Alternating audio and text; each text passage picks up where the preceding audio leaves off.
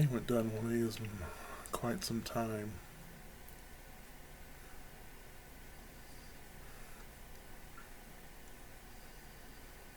But I thought it would be a good time to do another political video.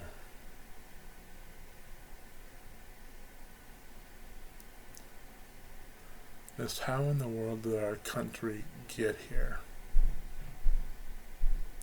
Our economy is in shambles.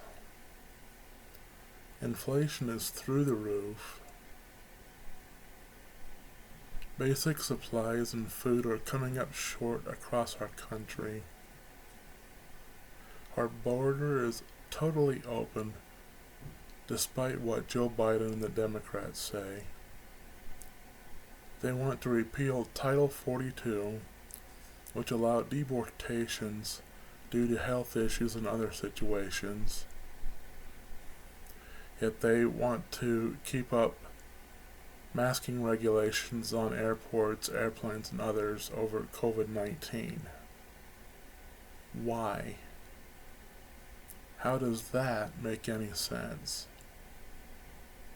You can't exactly have it both ways. Is there a problem with COVID, or isn't there? The Biden administration is complaining about cases. Dr. Fauci is too. The mainstream media is backing them up. Shocker, right? But no one is talking about the death rate over COVID. Gee, I wonder why. It wouldn't happen to be because it's almost none if you're vaccinated or not. Yet the side effects from COVID vaccines are being ignored. Not to mention that vaccines are being pushed through FDA for approval, but are not available for current use here in the U.S. Only emergency use authorization vaccinations are. It wouldn't happen to be because they don't want the producers of those vaccines that have side effects to be sued over those, would it? Nah. As for our supplies, economy, and gas and oil supply situation, Joe Biden has authorized that ethanol can be produced in a big way, which is produced by growing corn and whatnot, which also doesn't make much sense. He shuts down oil, yet he wants ethanol to be mass produced. Why? It sure isn't for the Green New Deal or greenhouse gases or some such. Ethanol produces even more smog and pollution than regular gas does, and the production of and burning of ethanol than the regular oil and gas. Explain that one to me, please. Yet Joe Biden is shouting for the Middle East and Venezuela to produce more oil for us to buy from them. But the Saudis aren't taking our phone calls, and Venezuela hates our guts. So why should we support them in the first place? Not to mention supporting other terrorist countries exactly? How does that make any sense? Here in America, we can produce oil more efficiently and cleanly than they do. Not to mention that less greenhouse gases would be prevented from shipping. Reinstating the pipelines from Canada would also help prevent those same greenhouse gases too, if it was shipped via pipeline instead of trucks and trains. It would help also make us more energy efficient and independent as a country. It would also help reinstate a lot of high-paying jobs across the country back in action. Joe Biden's administration loves to say that there are a lot of oil leases not being used right now. But what they don't say is that our same federal government is holding them up with other means. Road production, construction permits, etc. They can't build what they need to use those permits that they have because the federal government is tying their hands. Don't lie about it, Joe Biden and Jen Psaki.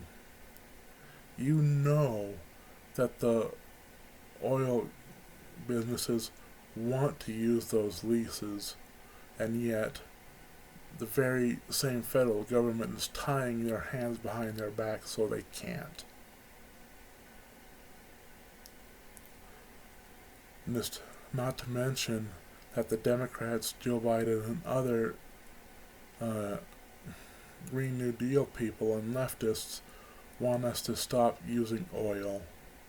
Period. That doesn't make any sense.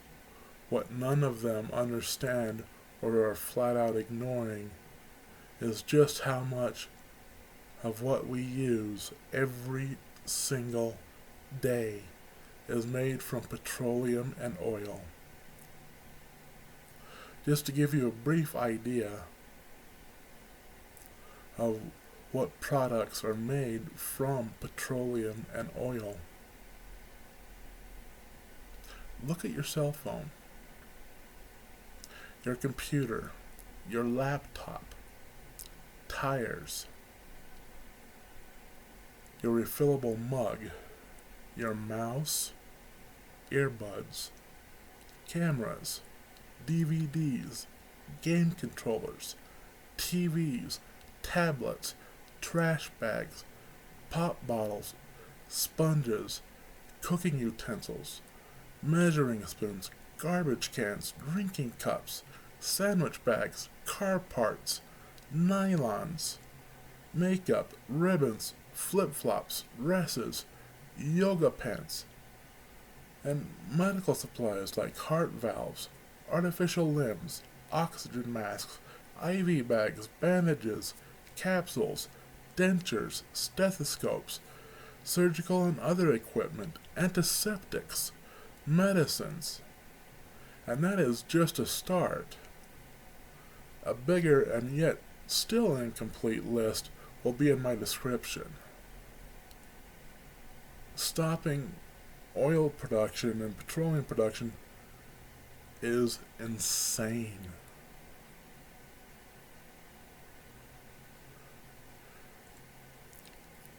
And also, as the Biden presidency and the Democrats are saying they want more green energy production and less greenhouse gases to help with our country. They want to rely on more wind and solar. Except neither are currently efficient or dependent enough for us to run our country on. All you have to do is look at California and Texas for verification of that. Not to mention look at the parts that are needed to be reproduced in order to make them.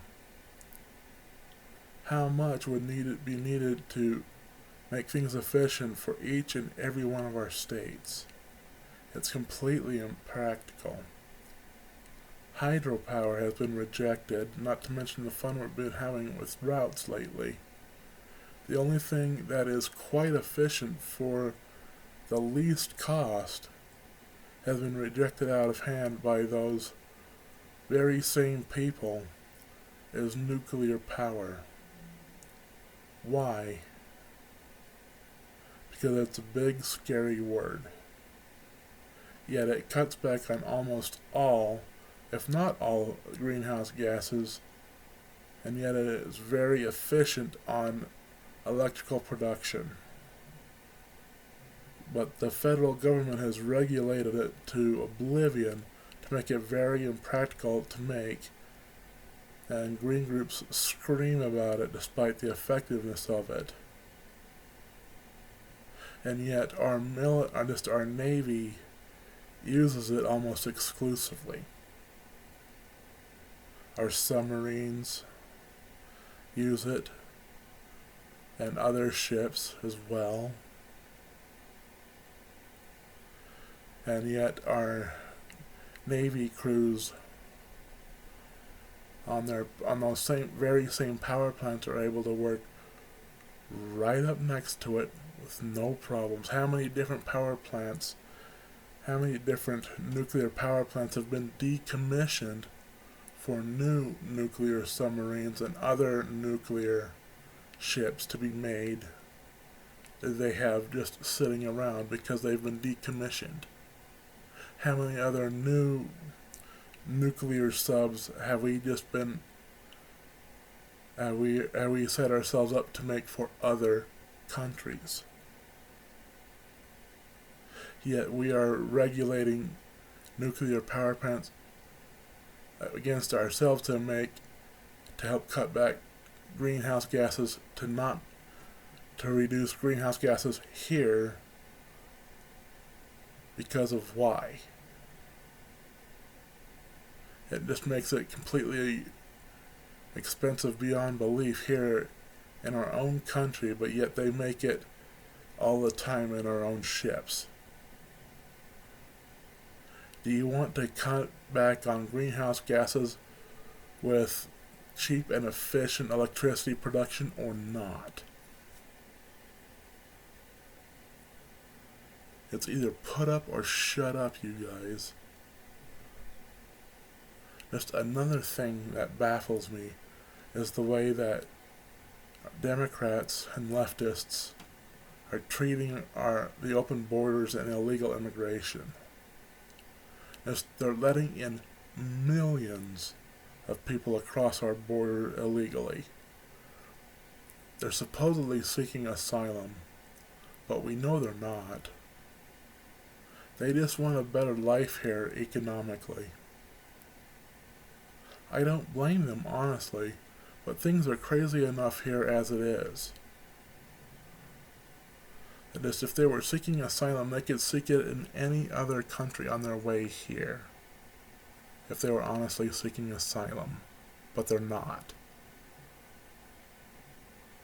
Just according to the official immigration court backlog tracking tool, there are currently 1,755,954 current cases as of April 17,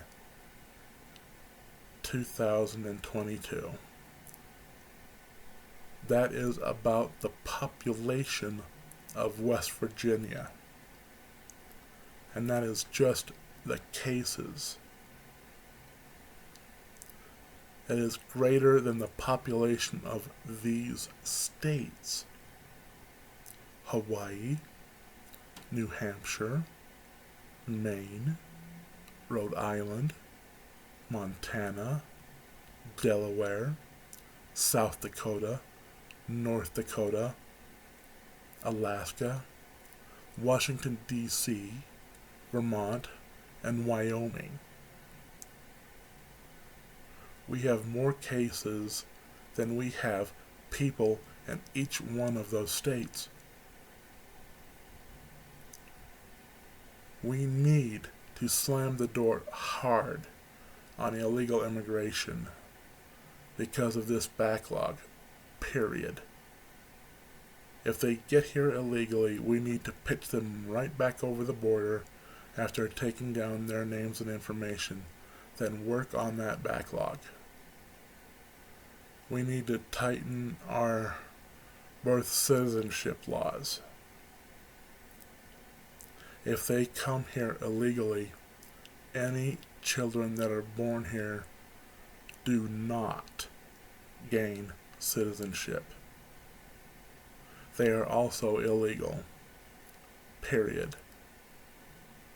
We need to tighten down our state and federal assistance as well. If they are true, authentic asylum seekers, okay. If not, then no.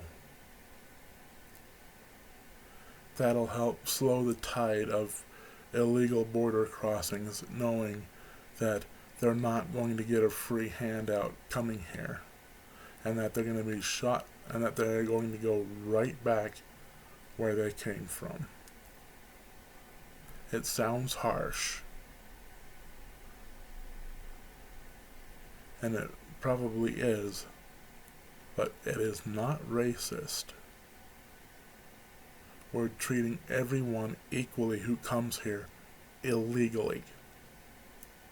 We need to try and catch up on all the different cases that we've got going on right now. I don't know about you, but having that much of a backlog, which is going to take years to take care of, should be our first priority, not adding more people to it. Not to mention letting more people in that we're never going to see again be processed.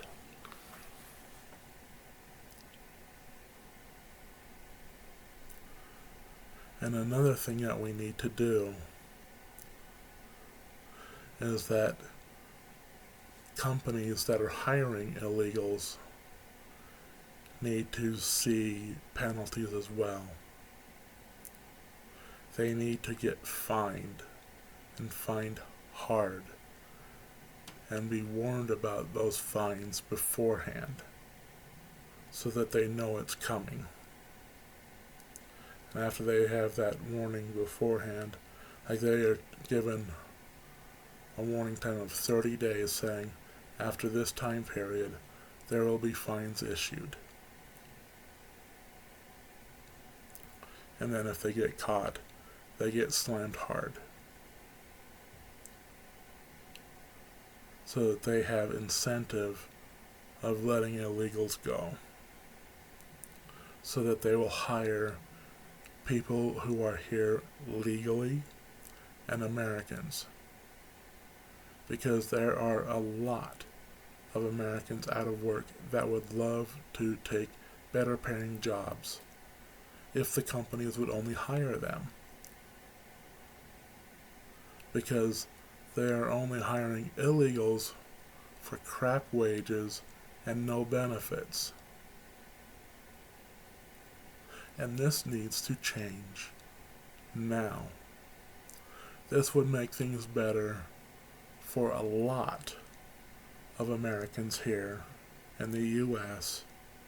and stop the flow of illegals coming here for being wage slaves for little or no pay, and help get benefits for people who are working here as well, and stop the businesses from doing illegal things as well. Another thing I want to address is censorship. We see blatantly that censorship is being more and more extreme on social media. And yet, everywhere on the left, and the Democrats and the mainstream media, they've all been collectively saying, but it's my private platform, and build your own. And yet Section 230 is supposed to protect social media companies only if they are a platform for people to post on, and not if they are being a publisher. And that is a big statement right there. If they are a platform and not a publisher. But it's being blatantly obvious that social medias are acting like publishers with an obvious bias in favor of Democrats and leftists. Our country was founded on the principle of free speech. Yet now, especially today, Democrats, leftists, big tech, and the mainstream media are screaming their heads off over the idea that Elon Musk might purchase Twitter and restore free speech there. And in fact, they have said, quote, "Free speech is a threat to democracy," close quote.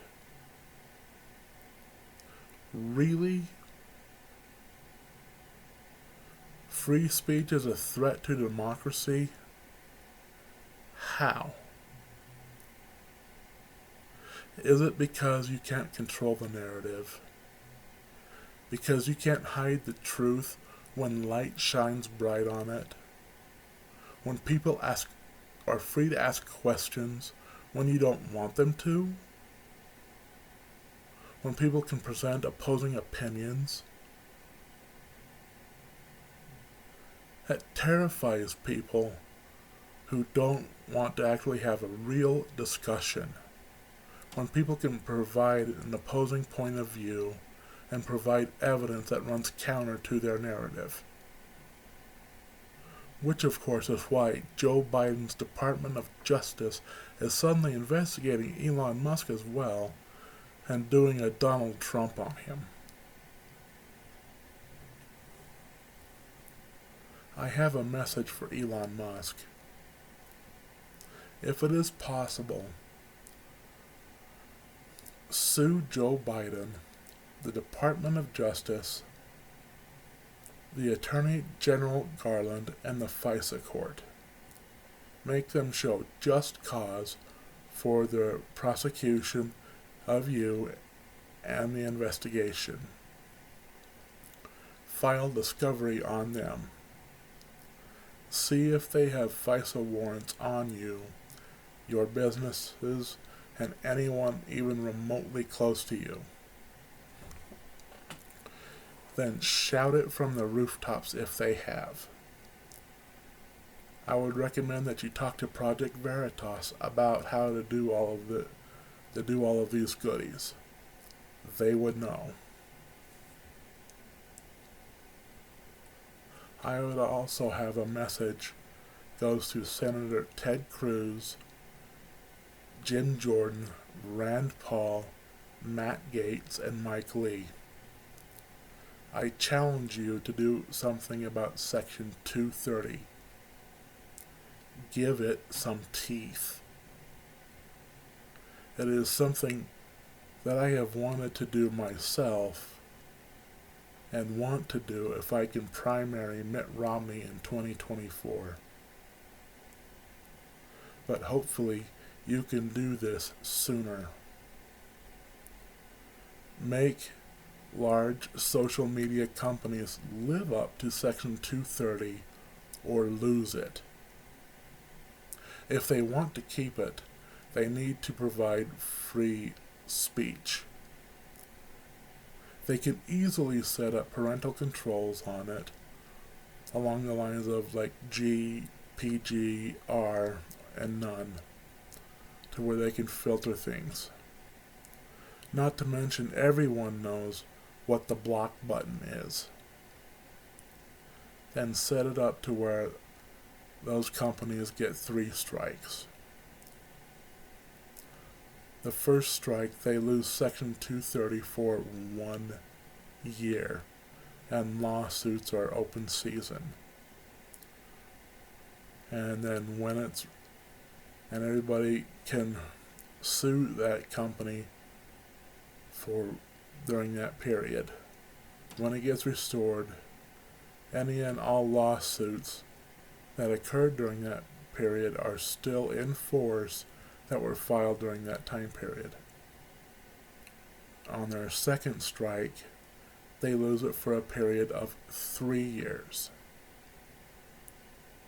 On the third strike, they lose Section 230 permanently. But for them to get a strike, people would need to report to the federal government the censorship.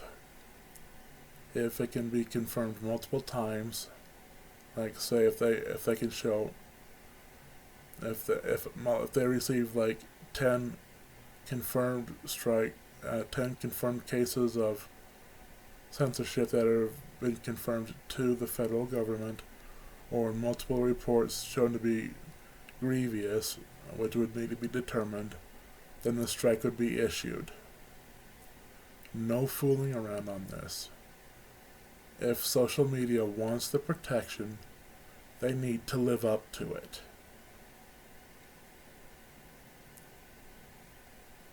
I hope a lot of people see this video, give it some thought, and I hope that a lot of people in the federal government that I'm trying to reach give this some thought and take appropriate action to try and help rebuild our government and rebuild our country to do what is right for it, and not try to just keep power, and help bring us back together and help do what is right for our country. Thank you.